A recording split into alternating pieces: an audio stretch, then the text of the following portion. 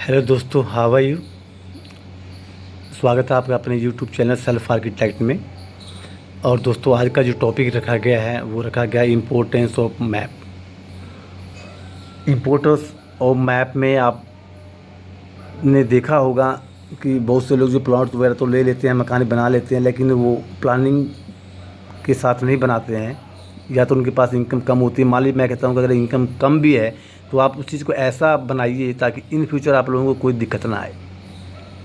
और दिक्कतें जो आती हैं वो क्या होती हैं, इस टॉपिक के माध्यम से लोग आज डिटेल में जाएंगे, तो इससे आपको भी एक नई चीज़ जानने को मिलेगी कि हम लोग जो प्लाट ले लेते हैं उसमें जो अगर हम मैप वगैरह नहीं डिज़ाइन करवाते हैं किसी आर्किटेक्ट से, तो उसमें अपने इन फ्यूचर या प्रेजेंट में दिक्कतें क्या होने वाली हैं।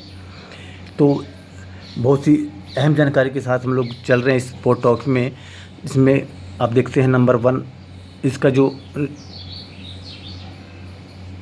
बेनिफिट है, more space use with planning. कि अपने को जो अगर हम लोग किसी आर्किटेक्ट के साथ में नक्शा बनवाते हैं तो उसका जो बेनिफिट क्या होता है कि more space use with planning. कि आपने जितने का भी प्लाट लिया, चाहे वो 50 गज का हो, 100 गज का हो, तो उस की जो स्पेसिंग होती है उसको ज़्यादा से ज़्यादा हम लोग कैसे यूटिलाइज़ कर सकें प्लानिंग के साथ में, वो हमें उसमें दर्शाता है एक कुशल आर्किटेक्ट प्लानिंग के हिसाब से। कि अगर इनकी फैमिली में अगर ये रिक्वायरमेंट है तो इसके हम रिक्वायरमेंट को पूरा करते हुए कितनी जगह को हम लोग इसमें मोर टू मोर यूज़ कर सकते हैं ताकि इनको रहने में कंफर्टेबल हो। Number 2, low cost.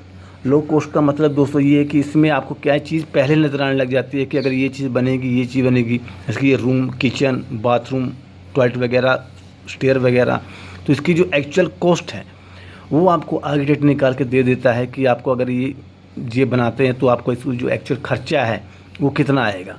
दूसरी बात, आर्किटेक्ट के पास प्लानिंग ये होती है कि अगर आप कितना पैसा अमाउंट में आप घर बनाना चाहते हैं। मैं ये नहीं कहता कि अगर आपका घर जो है 10 लाख का में बन सकता है तो आप उसको 20 लगवाइए। ये कस्टमर के अपने ऊपर डिपेंड करता है कि आपने अमाउंट कितनी खर्च करनी है।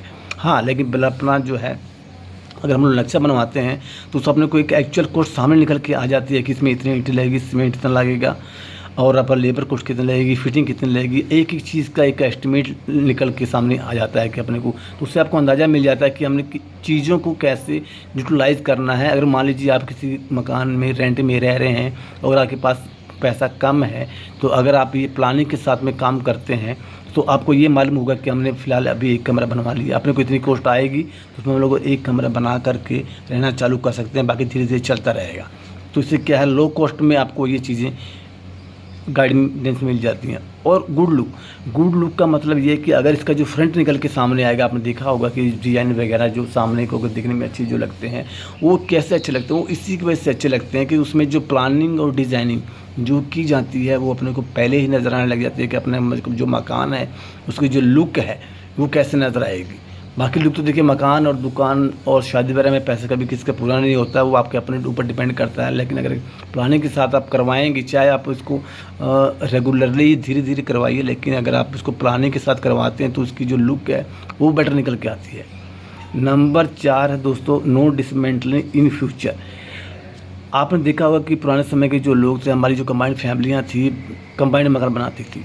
लेकिन जैसे अगर मान लीजिए हम लोग 2 भाई हैं, 2 भाई में क्या होगा कि अगर मान लीजिए आपके पास 200 गज का प्लाट है, कंबाइंड पहले का बना हुआ है, और अगर आगे जा कर के जो दिक्कत आएगी वो आएगी कि मतलब कि अपना जो फैमिली हमारी बढ़ चुकी है उसमें जो आगे जा कर के कौन सा कमरा किसको देना है, कौन सा वरांडा किसको देना है, तो उसमें डिसमेंटलिंग वर्क चालू हो जाता है। तो डिसमेंटलिंग क्या, उस तरह एक पानी में पैसा बहाने वाली बात बन जाती है, वो पैसा किसी के काम नहीं आता है। तो उससे बेटर, मान लीजिए अगर हम लोग 2 भाई हैं तो उसको अगर हम लोग पहले से प्लानिंग करके चलें तो उसमें क्या हो कि आपको इन फ्यूचर तोड़ फोड़ करने की ज़रूरत नहीं पड़ेगी, जो अपना जो वेस्टेज मनी जो है वो इसमें नहीं आएगी आपकी। Number 5, good profit within sale. अगर आप ये प्लानिंग के साथ में मैप किससे बनवाते हैं तो इसमें जो कोई भी आदमी लेगा, जैसे मान लीजिए आपने प्लॉट की प्लानिंग नक्शा करके बनवाया और मैं एक क्वालिफाइड पर्सन हूँ, तो मैं यही चीज़ देखूंगा कि आदमी ने किस प्लानिंग के साथ में नक्शा बनाया हुआ है।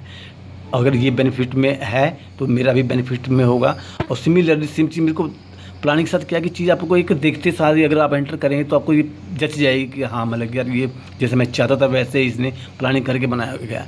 अदरवाइज होता क्या है कि आदमी ने एक कमरा बनाया, एक रसोई बनाई, उनको नहीं मालूम कि कहाँ बनाने क्या कुछ करना है, तो पूरे जगह की जो है वेस्टेज कर डालता है। फिर उसमें जो दूसरा पर्सन है, जैसे मान लो मैं गया तो मेरे को चीज़ पसंद नहीं आई, तो मैं इसको क्या करूँगा, मैं इसको अपने हिसाब से डिज़ाइन करूँगा ये।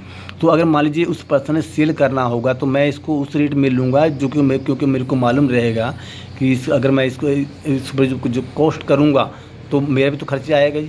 तो उसके हिसाब से वो आदमी इसके साथ बार्गेनिंग ये करेगा कि यार तो आपने बिल्कुल बेढंगा ढंग से बनाया गया मकान है, तो इसको जो मैं अपने हिसाब से अगर करूँगा तो उसमें जो कॉस्ट आएगी वो कहाँ जाएगी, क्योंकि आपने इसको बिना प्लानिंग के साथ किया गया है।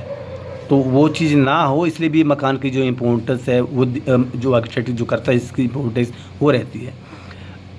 Number 6, more benefit of government. देखिए मोर बेनिफिट गवर्नमेंट का मतलब जैसे मतलब अभी ये जो आपको बना रहा हूँ ये वीडियो, तो ये बन रही है पंजाब से, और अगर इस पंजाब में जो बेनिफिट क्या अलग अलग गवर्नमेंट का अलग अलग बेनिफिट दिया जाता है। जैसे मान लीजिए अब यहाँ पर क्या है कि 50 गज से लेकर 100 गज तक का जो है अगर आपके पास मकान बना हुआ है तो इसमें जो है बिजली का बिल वगैरह है, कूड़े का बिल वगैरह है, सीवेज का बिल वगैरह है, ये सब माफ़ किया गया है।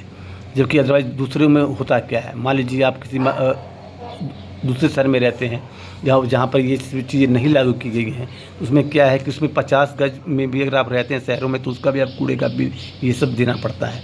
लेकिन इसमें क्या है कि अगर आप ये प्लानिंग के साथ में रहते हैं तो उसमें जो गवर्नमेंट की जो फैसिलिटी मिलती है उसकी रिगार्डिंग आप इसको ले सकते हैं, आप चाहे कॉर्पोरेशन से पता भी कर सकते हैं। नंबर 7 का source of rental income of good rent. अब जो आप देख रहे हैं कि इसकी जो प्लानिंग के साथ जो मैप तैयार किया गया है, अगर आप इसको प्लानिंग के साथ में रहते हैं तो मान लीजिए अगर आपकी फैमिली छोटी है या 5 आदमी की फैमिली है, अगर आप लोग इसमें रह रहे हैं नीचे में, और सीढ़ियाँ मैंने जिससे कि आप देखा कि इसको जो दिखाई गई हैं बाहर से, और आपने किसी को छोटी फैमिली वाले को रेंट पे देना हो तो अगर आप प्लानिंग के साथ काम करते हैं तो आप इसका सेम पोर्शन ऊपर में बनवा करके आप इसको रेंट में दे सकते हैं। सेम पोर्शन ऊपर वाला भी, अगर ऊपर में नहीं देना आपने अगर प्लानिंग के साथ में काम किया है तो दूसरा आदमी जो आएगा रेंट पे लेने के लिए वो आपकी यही प्लानिंग ही देख करके लेगा कि यार हाँ मेरे को अगर रेंट पे रहना है तो आपको चाहे 2000 रुपये ज़्यादा किराया दे दे, लेकिन वो देखा आपकी इस चीज़ को देख करके हाँ भी इन्होंने प्लानिंग के साथ में काम किया है, इनका जो रेंट है इतना होना चाहिए। तो ये दोस्तों बहुत ही बेनिफिट वाली बात है कि अगर हम किसी भी चीज़ का अगर मैप बनवाते हैं तो इसमें बेनिफिट दोनों आदमी का रहता है। सो दोस्तों उम्मीद है कि आपको ये वीडियो पसंद आई होगी। सो आप इसको लाइक शेयर कमेंट ज़रूर करें ताकि अपने जो भाई बंधु हैं उनके लिए भी बेनिफिट रहे। सो मिलते हैं ऐसी नई वीडियो के दूसरे टॉपिक में। धन्यवाद।